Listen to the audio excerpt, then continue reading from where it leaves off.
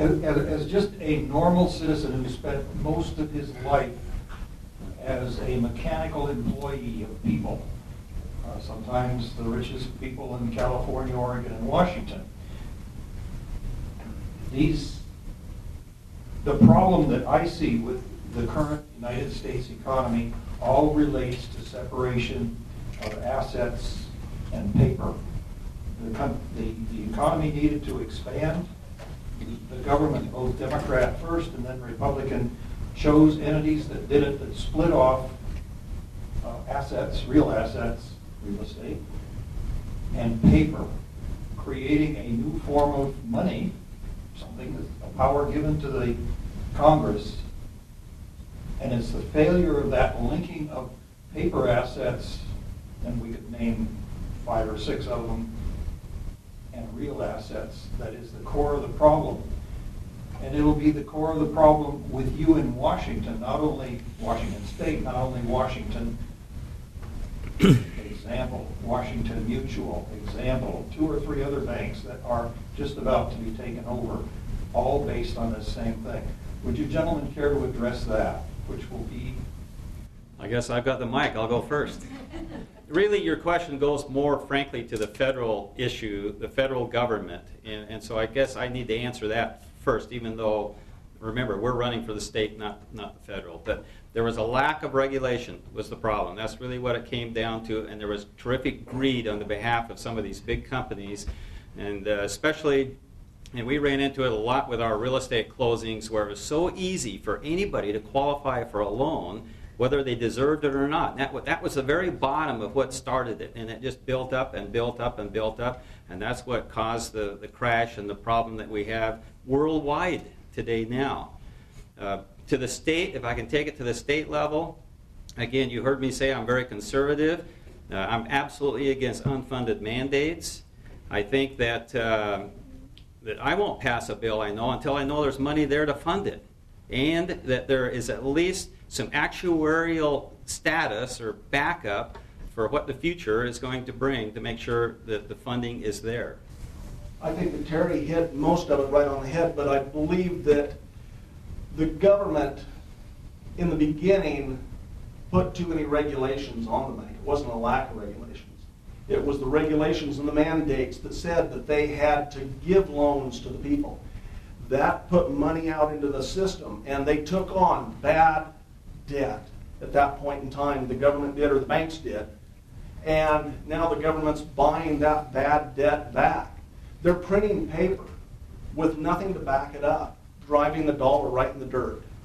I think what should have happened, instead of stimulus plans, omnibus bills, all the giveaways that we had, was for the government to get out of business, get out of the business of regulating business and banks.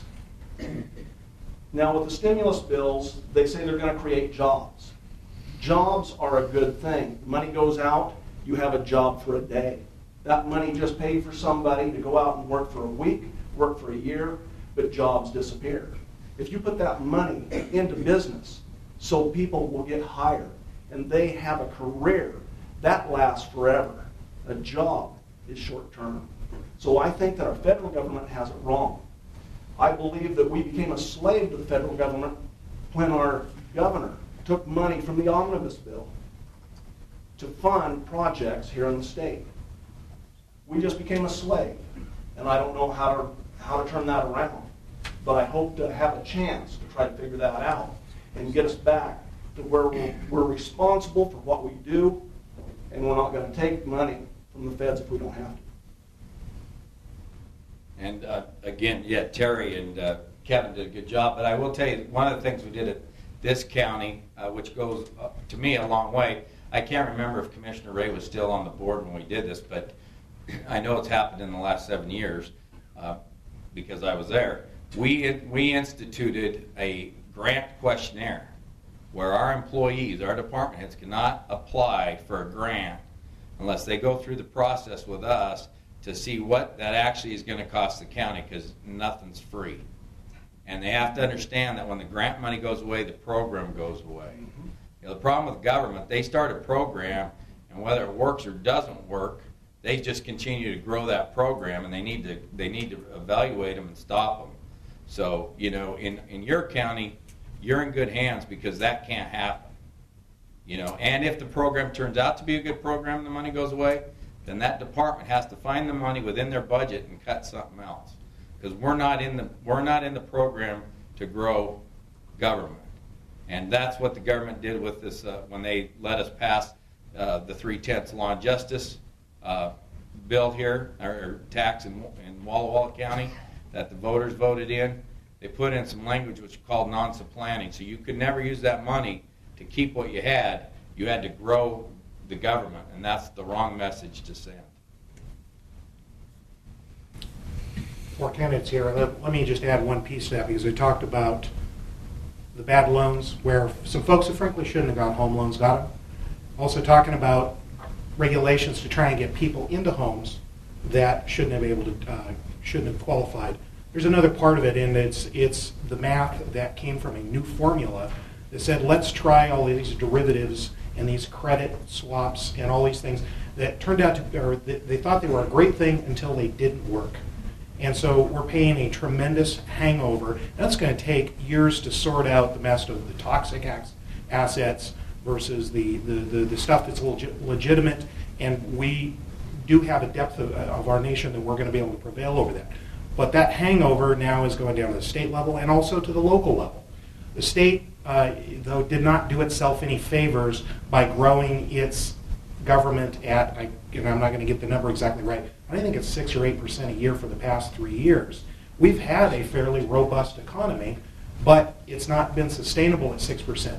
Throw that in then with the slowdown that's happened at a federal level, and the state absolutely is is going to be a part of that, solving that problem. And then also the local level.